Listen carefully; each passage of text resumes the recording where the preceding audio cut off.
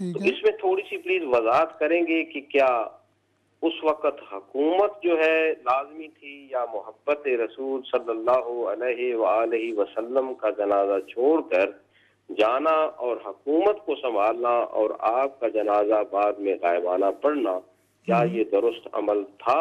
بہت شکریہ. بہت شکریہ آپ کا. آپ پروگرام دیکھتے رہیے، انشاءاللہ العزیز اس سوال پہ بات ہوگی. بہت ضروری سوال ہے آپ کا. بہت شکریہ آپ کا. جی علامہ جمیل صاحب قبلہ آپ کی طرف آتا ہوں میں. ایم خان صاحب نے بریڈ فورڈ سے گفتگو ہی کرتے ہیں، تو ان نے کہا تھا کہ یہ لوگ جو حضرت ابوبکر کی خلافت کو نہیں مانتے، تو یہ تو کہتے ہیں کہ حضرت علی کو معاذ اللہ نبوت ملنی تھی تو جبریل بھول کے سرکار دو عالم صلی اللہ علیہ وسلم کی طرف آ گئے. تو وہ کہتے ہیں یہ تو قادیانیوں سے بھی 2 فٹ آگے ہیں، تو اس پہ ذرا بات ہو جائے. یقیناً یہی بات ہے، آپ نے خلاصہ تو بتا دیا ہے. اور ہمارے محترم جو محمد خان صاحب بریڈ فورڈ سے جنہوں نے فون کیا ہے، تو ان کی دکھتی رگ پر ہاتھ رکھا ہے.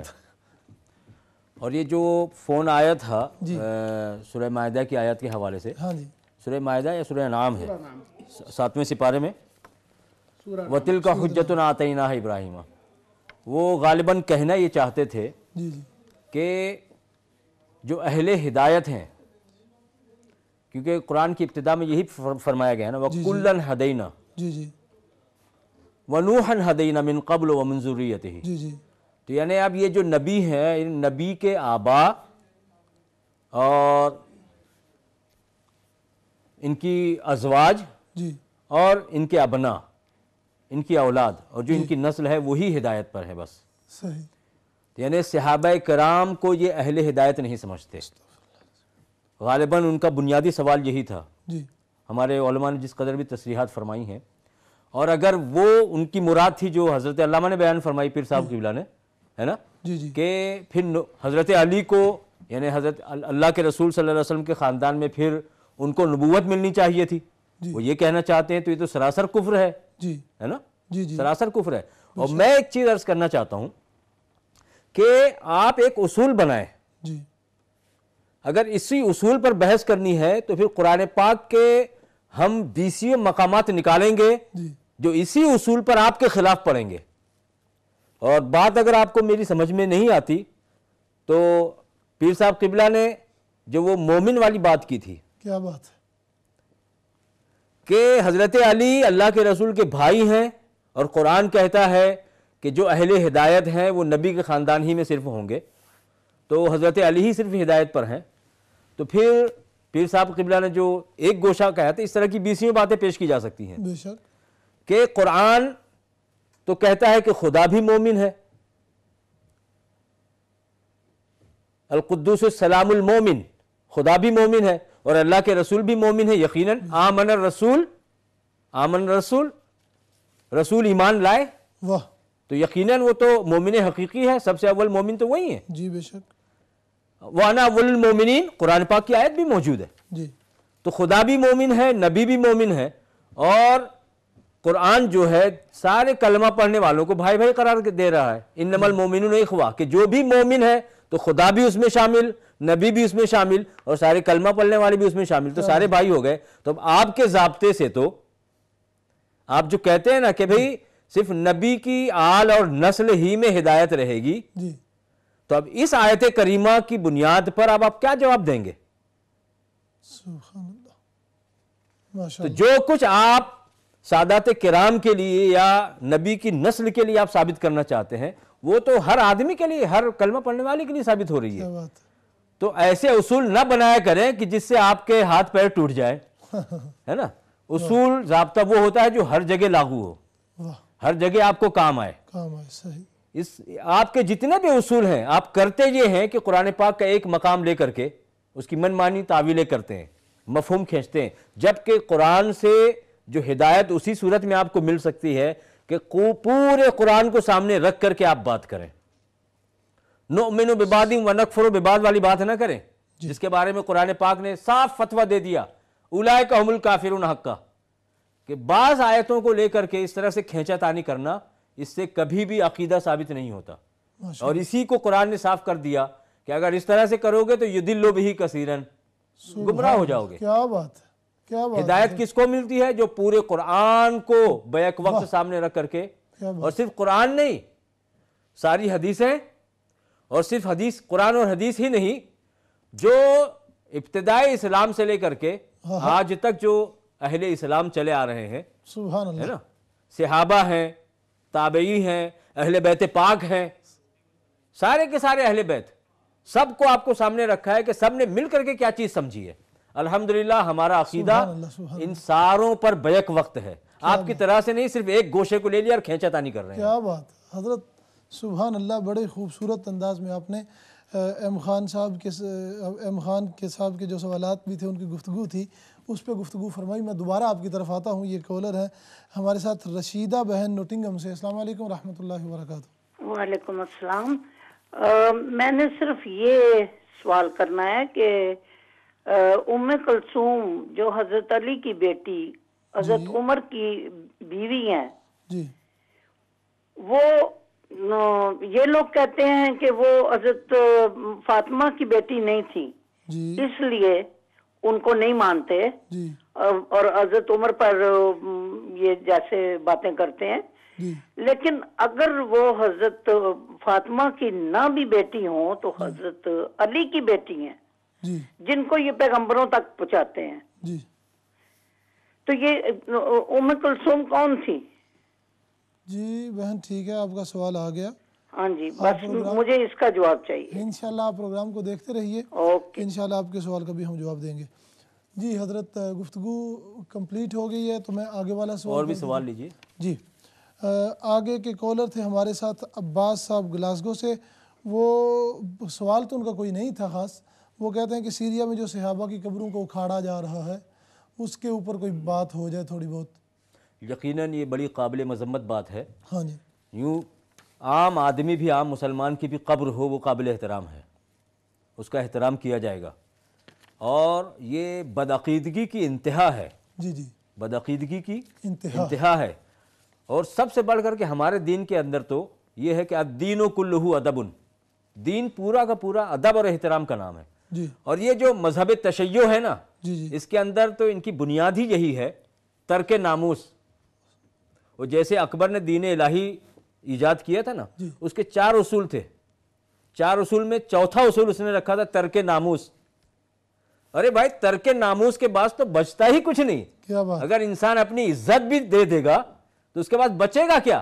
تو ایسا مذہب کس کام کا، کیا اس کی حیثیت ہے کہ ترک ناموس پر ان لوگوں نے، دین تو نام ہے ادب کا، ان لوگوں نے ترک ناموس کو دین بنایا ہوا ہے۔ سبحان، اور یہ لوگ بڑے قابل مذمت ہے جنہوں نے صحابہ کرام کی، اولیاء اعظام کی مزارات کی بے حرمتی کی ہے، اور وہ یہ سمجھتے ہیں کہ اس طرح سے گویا ہم نے قبروں کو اکھاڑ کر کے ان کو نابود کر دیا ہے۔ کیا بات، یہ نادان یہ سمجھتے نہیں ہے کہ جو ولی اللہ کی قبر ہوتی ہے نا، جی، وہ قبر اور اس کے مرقد کی حیثیت سے ہمیشہ کے لیے ہے، چاہے آپ اس کو 1000 بار اکھیڑ کر کے پھینک دیں۔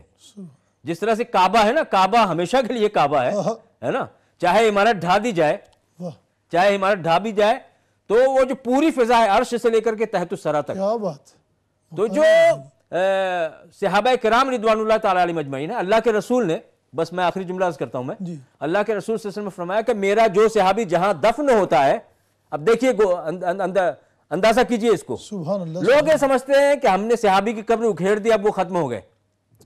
اللہ کے رسول نے ضمانت لی ہے، وعدہ لیا ہے کہ میرا جو صحابی جہاں دفن ہوتا ہے، قیامت میں وہ وہیں سے اس زمین کے لیے نور اور برکت بنا کر کے اٹھایا جائے گا، اسی زمین سے اٹھایا جائے گا۔ سبحان اللہ، اور کتنے تو اس زمین کو، اس خطے کو، اس نبی کے مرکز کے اور صحابی کے مرکز اور مزار سے نسبت ہو گئی ہے، وہ ہمیشہ کے لیے مزار رہے گا وہ، سبحان اللہ، چاہے اس کی حقیقت کو تم سمجھو یا نہ سمجھو، ہم سمجھے یا نہ سمجھے۔ سبحان اللہ، اور یہ اس کی جتنی بھی مذمت کی جائے کم ہے۔ ماشاءاللہ۔ ویسے بھی حضرت ہم نے فیس بک پہ کافی دیکھ رہے ہیں کہ وہ جو بھی مزارات کو اکھاڑ رہے ہیں یا قبروں کو کھود رہے ہیں، یہ وہی سلسلہ ہے، صحابہ کی اسی طرح باڈیاں بالکل سلامت، جی جی، وہ دکھا رہے ہیں کہ اسی طرح اتنے 100 سالوں کے بعد وہ قبروں کو اکھاڑ رہے ہیں۔ لیکن میں یہ چیز نہایت وثوق کے ساتھ، اعتماد کے ساتھ میں کہہ رہا ہوں، یہ میرا عقیدہ ہے جی، کہ چاہے صحابی ہو یا ولی ہو کوئی بھی ہو, اس کا ظاہری جسم اس قبر کے اندر ہمیں دکھے یا نہ دکھے, ہمیں نظر آئے یا نہ آئے. دیکھیے ہمیں قرآن کیا بتاتا ہے یا ہمارا دین کیا بتاتا ہے کہ عذاب قبر ہوتا ہے نا, فرشتے نظر آتے ہیں, فرشتے نظر آتے ہیں کہ کیا اس وقت اس کو عذاب ہو رہا ہے یا نہیں ہو رہا ہے. ان لوگوں نے تو باقاعدہ اس بات کی کوشش کی دیکھنے کی کہ کیا قبر میں واقعی کچھ ہوتا ہے یا نہیں ہوتا ہے, ان کو نظر نہیں آ رہا ہے. تو دوستو یہ جو دوسرے عالم کی یہ باتیں ہیں نا, برزخ کی باتیں ہیں, یہ برزخ کی باتیں ہیں, عالم غیب کی باتیں ہیں, ان کو ہمیں نظر آنا کوئی ضروری نہیں ہے. تو تم 1000 بار قبروں کو اکھاڑو, یقیناً اس صحابی اور ولی کے مزار کی حیثیت سے اس زمین کو نسبت رہے گی. واہ, یہ ہمارا عقیدہ ہے. بہت شکریہ حضرت, آپ نے خوبصورت گفتگو فرمائی.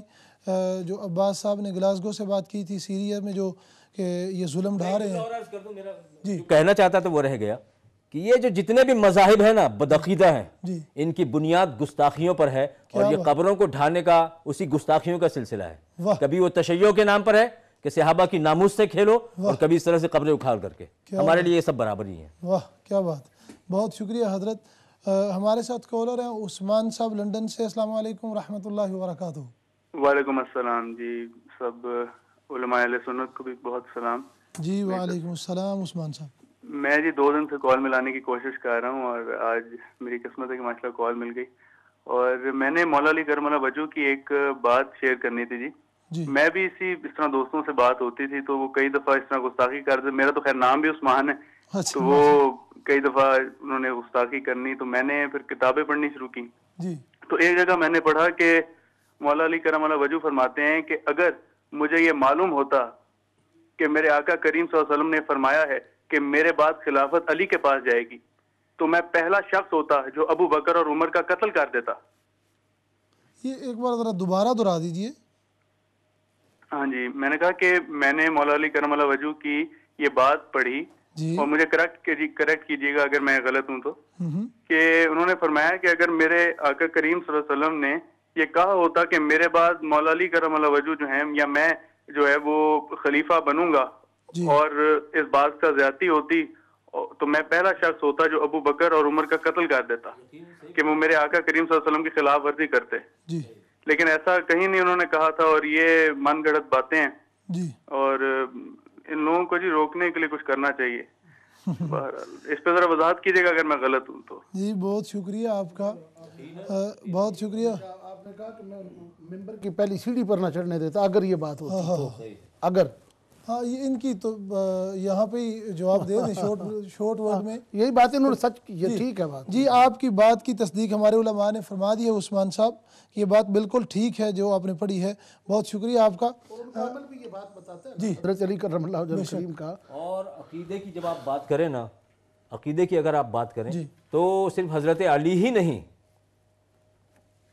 ہمارے جتنے صحابہ ہیں اور مشہورین ہیں جو اکابر صحابہ ہیں, یقیناً وہ بھی وہ جس طرح سے فرمایا گیا کہ حضرت علی نے یہ فرمایا ہے کہ میں اگر اللہ کے رسول کی مرضی ہوتی کہ ابو بکر عمر خلیفہ نہ بنے تو میں ان کو بننے نہ دیتا. یقیناً سارے صحابہ کرام, اور جب صحابہ کرام, یہی تو ہم کہتے ہیں نا, خلافت کو ہم اسی لیے تو برحق کہتے ہیں کہ یہ سارے کے سارے صحابہ, یعنی وہ آدمی, وہ لوگ, وہ جماعت, وہ زمرہ, وہ طبقہ کہ جن کو اللہ کے رسول نے 23 سال تک جن کی تربیت فرمائی, جن کو ایمان کی دولت عطا فرمائی, رسوخ فی الدین عطا کیا, یقین کی دولت عطا فرمائی. کیا تم ان کو اتنا گیا گزرا سمجھتے ہو کہ اللہ کے رسول کے پردہ فرمانے کے بعد اور نبی کی زبان سے یہ سننے کے بعد, نبی کے منشا کو جاننے کے بعد کہ خلافت حضرت علی کو ملے گی, بلا فصل وہ ہوں گے, ہے نا, تو صحابہ کرام نے اس کو تسلیم کر لیا, مان لیا. یہ تو سارے صحابہ کرام کی عزت, آبرو, ان کے ایمان اور عقیدے کی تردید اور نفی ہے. اس لیے کل میں نے یہ بات کہی تھی کہ خلافت کا جو مسئلہ ہے یہ اصول دین میں سے ہے, اور جب تک آپ اس کو مانتے نہیں ہو دین کی ساری باتیں پھر بے بنیاد ہو جاتی ہیں. واہ سبحان اللہ.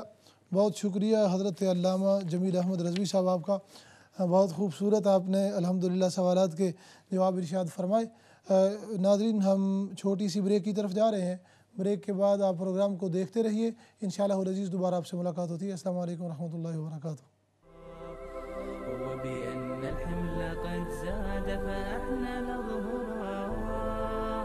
فإذا الصاعد